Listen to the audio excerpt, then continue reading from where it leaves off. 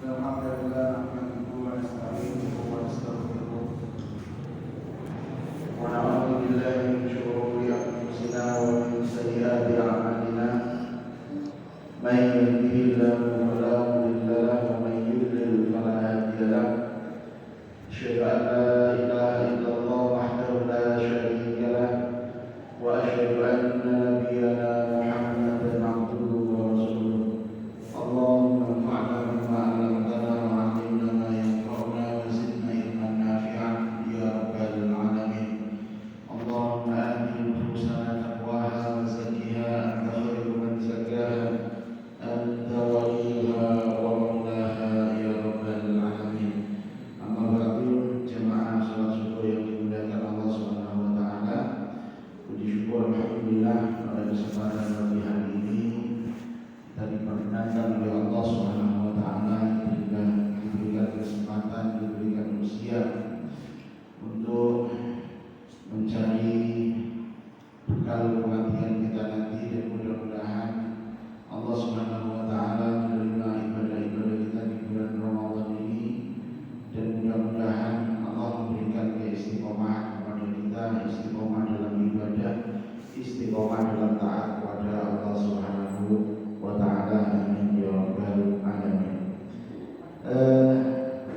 Syariat puasa, kalau di minggu kemarin kami menyampaikan tentang at-tadarruj fi tashrih siyam, yaitu bertahapnya diwajibkannya berpuasa. Puasa ini diturunkan, kewajiban puasa ini diturunkan tahun kedua Hijriah, bulannya adalah bulan Sya'ban. Berarti Sya'ban turun perintah puasa, ya ayyuhalladzina amanu kutiba alaikumus syiyam itu. Kemudian bulan berikutnya yaitu bulan Ramadan baru ada puasa wajib. Kalau bulan Ramadannya itu sudah ada sejak dahulu. Tetapi kewajiban untuk berpuasa di bulan Ramadan itu baru tahun kedua. Artinya apa? Selama 13 tahun Nabi di Mekah dan ditambah tahun pertama Hijriah sampai kemudian tahun kedua bulan Sya'ban itu belum ada puasa wajib, baru tahun kedua. Kenapa demikian? Karena puasa ini termasuk taklif. Puasa ini taklif itu pembebanan. Ya, dan puasa kan berat, kecuali bagi orang-orang yang diberikan kemudahan, yang diberikan petunjuk oleh Allah Subhanahu wa taala. Dan puasa ini turunnya tidak sendiri.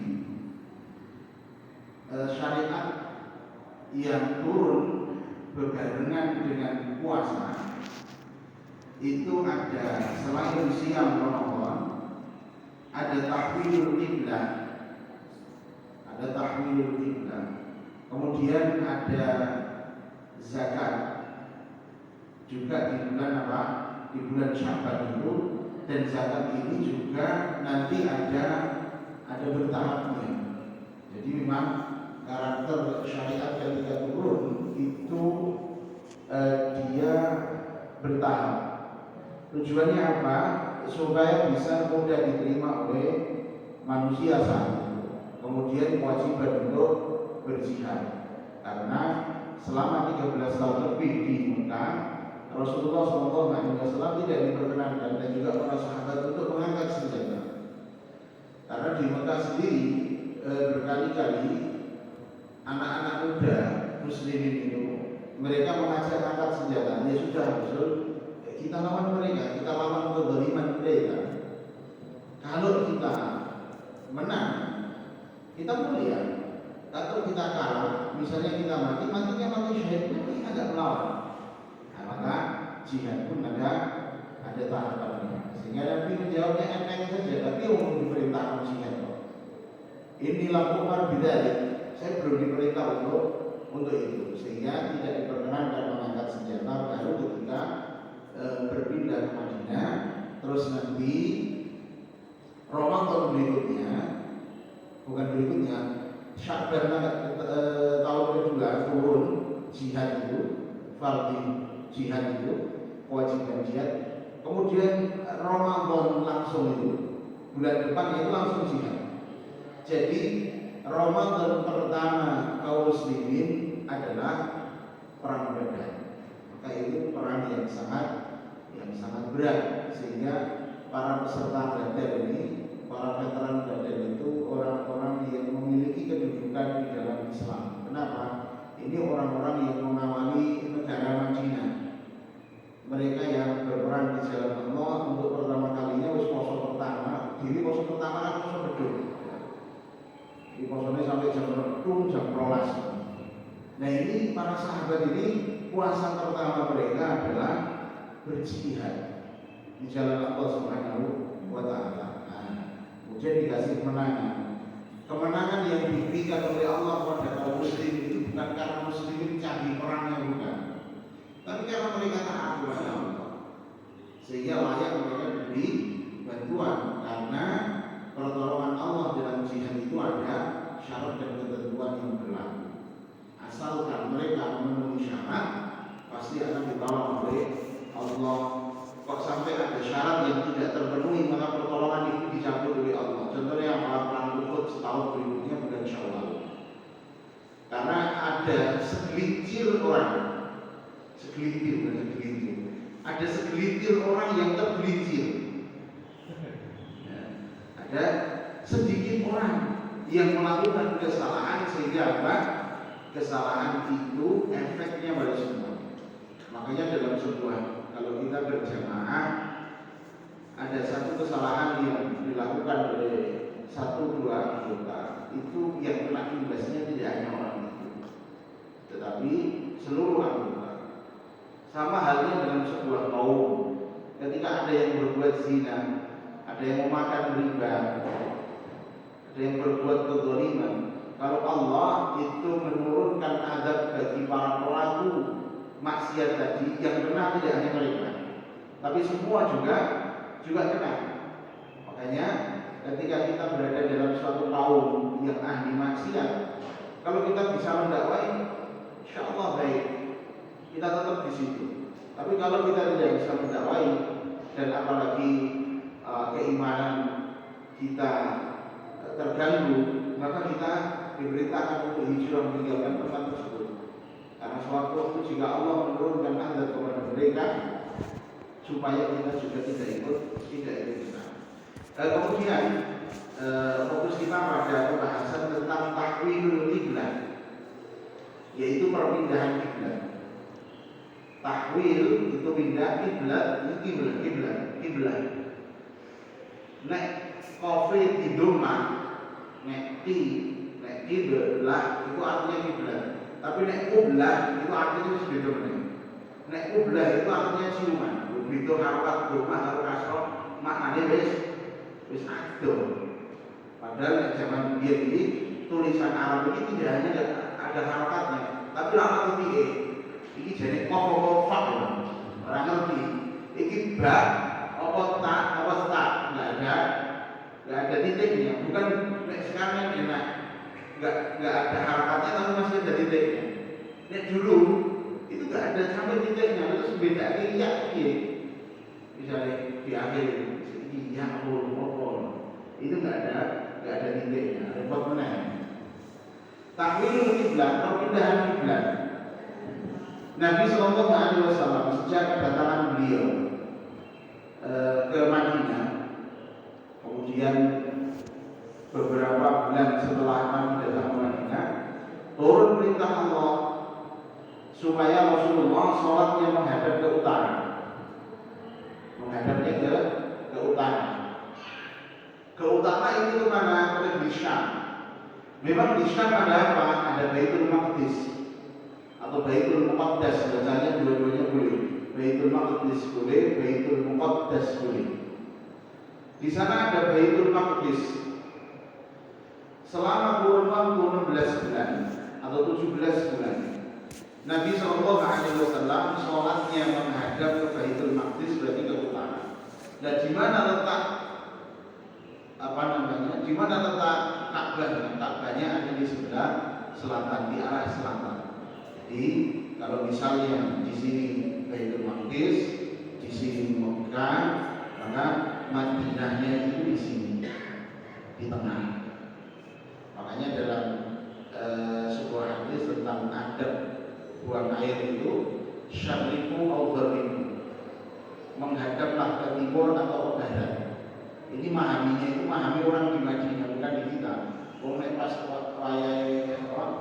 buang air itu menghadaplah ke timur atau ke barat. Di sini kan kualik ke timur dan ke barat. Ke timur menghadaplah ke timur dan ke barat karena letaknya itu berarti di sini, sehingga dia pas. Nek kita kan ngidulong atau ngalor, dan ke selatan atau ke utara. Kalau di kita, kemudian dalam kurun waktu itu Nabi bersama dengan para sahabat sholatnya madhab ke sini, ke utara, ke Baitul Maqdis, ke Syam.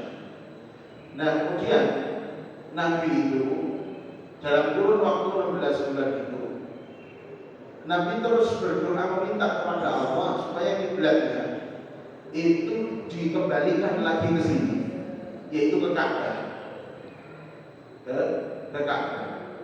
Lah memang kenapa wong ini juga menghadap ke utara yang perintah Allah?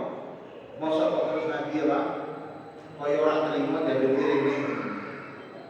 Ada satu hal yang membuat Nabi itu merasa tidak nyaman, dan juga para sahabat tidak nyaman kalau sholat itu menghadap ke utara. Meskipun apa? Meskipun itu adalah perintah Allah Subhanahu wa Ta'ala. Kenapa demikian? Karena ada kalimatnya orang Yahudi yang tidak disukai oleh Nabi Sallallahu Alaihi Wasallam. Ketika Nabi sholat yang menghadap ke utara, Yahudi ngomong begini, kita ini sebagai Yahudi maksudnya, dengan Muhammad perbedaan kita banyak sekali. Kita banyak perbedaan sama Muhammad. Tapi ternyata kalau kita sembahyang, madhabnya juga sama-sama ke utara, sama-sama ke Baitul Maqdis. Nah, itu yang membuat Nabi itu gak senang. Kenapa? Karena Rasulullah itu paling anti kalau sama dengan orang kafir. Jangan sampai kita ini bertolak belakang dengan Nabi. Paling senang kalau menyerupai orang kafir. Paling senang kalau gayanya gaya orang kafir. Padahal Rasul kita tidak begitu. Nabi Sallallahu Alaihi Wasallam itu paling anti kalau beliau itu menyerupai apa? Orang-orang kafir, Yahudi dan Nasrani. Makanya Nabi Sallallahu Alaihi Wasallam dalam sabda beliau mengatakan, Khalifu al-Yahud, selisihilah orang-orang Yahudi, sallu fi ni'alikum, sholatlah kalian dengan memakai sandal-sandal kalian. Itu perintah Nabi. Jadi muslimin itu ketika sholat pakai sandal itu sah. Bahkan dalam sabda beliau, idza dakhala ahadukum atau kama qala sallallahu alaihi wasallam, idza dakhala ahadukum al-masjida falyaqlib na'layhi fa in wajada fiha al-adha. Jika kalian itu hendak masuk ke dalam masjid, maka hendaklah kalian membalik sandalnya, ditilai. Fa in wajada fihi al-adha, kalau ternyata di sandalnya itu dia melihat ada najisnya, maka apa? Hendaklah dia menggosok-gosokkannya ke tanah. Untuk apa? Untuk mensucikan sandalnya itu, baru setelah itu masuk ke masjid dengan memakai sandal. Ini kira-kira memang segini dipraktekkan. Nah, tapi ngepel. Itu untuk menyelisih orang Yahudi. Rasul mengatakan, selisihilah orang-orang Yahudi, cukurlah kumismu dan panjangkanlah jenggotmu. Karena orang-orang Yahudi itu mereka berjenggot, mereka berjambut ini, sama mereka juga berkumis. Nah, untuk menyelisih mereka, jangan sampai sama antara orang Muslim dengan orang kafir, sehingga apa? Bimose kumisi wong Islam ini dicukur. Kan gampang terus kita nek biwoken tapi orang kumisan berarti apa? Muslim. Tapi nek biwoken jenggoten kok dene kumisnya tebal, nah ini berarti dia Yahudi. Kalau Nasara orang-orang Romawi saat itu kebalikan. Jadi kumisnya mereka ada, tapi jenggotnya tidak ada. Jenggotnya yang diterok, yang dicukur, tapi kumisnya tidak dicukur. Itu dalam rangka menyelisihi orang-orang kafir, dalam rangka menyelisihi orang-orang Yahudi. Maka Nabi SAW itu paling anti kalau disamakan dengan orang kafir. Ya mau Nabi kalau menyerupai orang kafir. Begitu juga Nabi SAW itu paling anti kalau disebut badan Nabi itu baunya enak. Dan itu pernah dia ngomong begitu. Itu Aisyah dan Hafsah, anaknya Abu Bakar bin Umar. Untuk apa? Karena ada kasus kecemburuan. Nabi itu kalau mampir ke rumah salah satu istrinya, ning kono ngobrol suwe. Jadi Rasulullah itu kalau habis dari masjid, habis sholat zuhur, baru pulang. Pulang itu menyambangi satu-satu rumah istrinya. Jadi datang ke sini dulu, ke sini. Nanti yang terakhir itu yang diampiri itu yang hari itu jatahnya Nabi nginep di situ. Nah Rasul kalau datang di rumah salah satu istrinya itu digendong wedang, digawe maju. Jadi ini maju, kelihatan maju asli. Maju itu banyak luar biasa. Madu itu sama minuman apa saja, jadi campur apa wae, enak, roti enak apa enak. Sing ra enak dicampur istri pertama jadi. Jadi dibuatkan madu. Ya kan? Akhirnya sore mau ngombe madu menek madunya anget, karena itu yang biasa. Ngombe sidik sambil ngobrol. Itu menjadikan istri-istri yang lain terus keburu. Akhirnya bersekongkol Aisyah sama Hafsah oleh Rasulullah datang ke rumah kita, nanti kita bilang bahwa Nabi ini kok baru manggofir. Manggofir itu jenis tanaman yang memiliki bau gak enak. Nah, jadi itu namanya manggofir. Nanti kita akan seperti itu. Nabi itu kalau di Blok Timur ini paling wah ngabur orang nganu naik mati meneh. Tidak mau minum madu lagi karena dianggap bau karena minum madu. Nah, kembali lagi pada perbedaan kiblat. Setelah 16 bulan lamanya, Nabi berdoa, akhirnya dikabulkan oleh Allah. Ini doa Nabi. Kadang-kadang kita ini berdoa itu berusaha orang sabar menjadi diijabahi doa kita. Kelasnya Rasulullah ada setahun lebih. Kemudian Allah Subhanahu wa taala berfirman, "Qad nara taqalluba wajhika fis sama."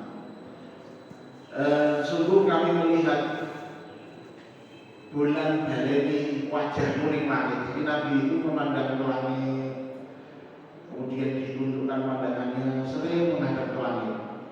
Itu apa? Dalam rangka beliau ini meminta kepada Allah. Qad nara taqalluba wajhika fis sama. Falanuwalliyannaka qiblatan tardaha. Maka sekarang Muhammad, palingkanlah wajahmu ke arah Masjidil Haram. Kami akan memalingkanmu ke kiblat yang kamu ridhoi. Fawalli wajhaka syatral Masjidil Haram. Maka apa? Maka arahkanlah wajahmu ke arah Masjidil Haram. Jadi Ka'bah itu kiblat, wajib madhep ke Ka'bah. Kanggone sapa? Patrone Ka'bah. Jadi wajib ketika sholat menghadap ke kiblat, ke Ka'bah, kalau kita berada di Masjidil Haram. Kita di dalam nih. Nah, berarti kan Ka'bah kelihatan. Maka kita menghadapnya ke arah situ, ke arah Ka'bah, harus persis. Karena meleset. Karena Ka'bahnya di hadapan kita. Kita di dalam Masjidil Haram. Kemudian nisbah ila man kharijal masjid. Kang buli wong sing ning jaba Masjidil Haram. Ini jaba Masjidil Haram. Menghadapnya kemana? Menghadapnya ke Masjidil Haram. Jadi kalau di luar masjid kuning ngarep hotel atau di kalian nek sholat kudu madhepe ke arah masjid. Nah, bagi orang yang di luar tanah haram atau di luar Mekah, maka menghadapnya itu ke arah Mekah. Kan pasti lah kalau sholat itu sekian derajat nanti masjid miring kadang-kadang. Nanti masjid alhamdulillah orang miring, miring ke Pak. Kudune pas kok ini bukan ke arah Ka'bahnya, tapi ke arah Mekahnya. Dan Mekah kan harus mulai berdiri. Nah maka apa? Maka tadi kalau orang yang di dalam Masjidil Haram menghadapnya ke Ka'bah aslinya. Kalau orang yang di luar masjid maka menghadapnya ke arah masjid. Kemudian kalau orang yang di luar tanah haram menghadapnya itu ke tanah haram. Apalagi sampai di luar Jazirah Arab, itu menghadapnya ke Mekah. Bukan harus ke Ainul Ka'bahnya, wujud Ka'bah, bukan itu. Nah kemudian orang-orang Yahudi tidak tinggal diam. Ketika Rasulullah SAW turun kepada beliau ayat qad nara taqalluba wajhika fis sama' falanuwalliyannaka qiblatan tardhaha fawalli wajhaka syatral masjidil haram. Orang-orang Yahudi itu membuat tipu dayanya tipu daya omongan. Dia menyebarkan pertanyaan, dan pertanyaan itu seperti pertanyaannya orang-orang liberal hari ini. Pertanyaan isinya berkapan roh pertanyaan. Dan kalau semua itu ada awalannya sama akhirnya. Kalau Allah itu yang menciptakan akhirnya, pertanyaannya sampai sini. Terus ini itu pertanyaan tasydid yang memberikan apa? Keraguan. Yang jadi diri dewe takon itu ya langsung jawab. Jadi orang Yahudi itu mengatakan begini. Kemarin sholatnya menghadap ke utara, dan sekarang ke selatan. Kemarin ke Baitul Maqdis, dan sekarang ke Ka'bah. Nah ini sebenarnya begini. Kok kiblat kok mencela itu? Sebenarnya begini. Nah ini pertanyaan menjebak. Terus orang Islam yang jawab, saya bener dia bisa ini pada ini Ka'bah nyatanya saya ini Ka'bah. Dan berarti ini pas 16 bulan itu Baitul Maqdis salah mesti bener saya ini. Nah begitu kan, berarti ini 16 bulan gue sesat, sholat kurang ditopo, dulu semua mati ini sholat tidak ditopo. Oh itu sedih itu kaum muslim ini.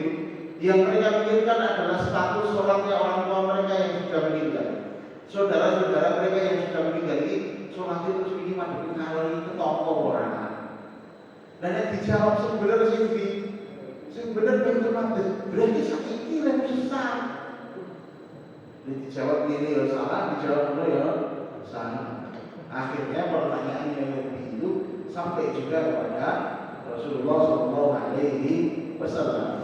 Kemudian jawaban Nabi ini simpel. Kita ikut tanya sulit itu jawabannya simpel. Qul huwa min indillah. Katakan bahwa itu semua dari Allah. Nah kok ini pacar ngurus dari ini Allah. Nah ini selesai. Kadang-kadang pertanyaan sulit itu ditakami ini malah cukup. Pertanyaan malam itu saya tidak tahu jawabannya. Jadi Imam Malik pernah beliau mengatakan begini. Imam Malik itu punya guru. Guru pertamanya Imam Malik namanya Ibnu Hurmuz. Imam Malik itu gurunya ada 9 guru. Salah satunya itu Ibnu Hurmuz. Ibnu Hurmuz ini kata Imam Malik, ilmu yang paling berharga yang saya dapatkan dari beliau adalah aku tidak tahu. Itu ilmu yang paling berharga yang saya dapatkan dari Ibnu Hurmuz. Saya tidak tahu. Sehingga Imam Malik kalau beliau ditanya tentang sesuatu permasalahan dia tidak tahu, dia hanya mengatakan saya tidak tahu jawabannya. Pernah Imam Malik diberikan banyak sekali pertanyaan sekitar 20 yang bisa dijawab oleh Imam Malik itu hanya 4. Dan itu bukan aib ketika mengatakan saya tidak tahu, ini kehanannya Imam Malik. Nah, itu jawaban dari Imam Malik, dan itu dari gurunya, yaitu adalah saya tidak tahu. Dan Allah Subhanahu wa taala berfirman, "Wa ma ja'alna al-qiblata allati kunta 'alaiha illa lina'lam man yattabi'ur rasula mimman yanqalibu 'ala 'aqibaihi." Dan kami tidak menjadikan kiblat ini, kiblat yang kalian sedang menghadap ke sana, kecuali untuk mengetahui siapa yang mengikuti Rasul dan siapa yang tidak mengikuti Rasul. Jadi perpindahan kiblat itu dalam rangka apa? Dalam rangka ujian keimanan. Ujian keimanan bagi kaum muslimin. Mana sih ini orang yang munafik? Mana ini orang yang benar-benar mengikuti Rasul, mana yang tidak? Dan banyak ujian yang diberikan oleh Allah untuk mengetes keimanan kaum muslim, untuk membedakan mana orang muslim sejati, mana orang munafik. Peristiwa Uhud misalnya, atau hadisul ifki, peristiwa Aisyah itu difitnah berselingkuh dengan Sofwan bin Mu'attil. Nah, itu ujian bagi mereka. Nah, sehingga perpindahan kiblat ini untuk menyaring manusia, mana yang mau betul mengikuti Rasul, mana yang tidak. Jadi sejak saat itu sampai hari ini kiblatnya menghadap ke Ka'bah. Dan terus bahkan pindah tidak ada, karena nabinya sudah selesai kenabiannya sudah selesai. Kalau pindah berarti agamanya madhepe lunga ngalor itu berarti lagi dung. Jadi dia sesat. Nah, itu salah satu syariat yang diturunkan oleh Allah yang berbarengan dengan apa? Dengan siang. Dan tadarruj siang bertahapnya puasa sudah kita bahas di minggu yang kemarin.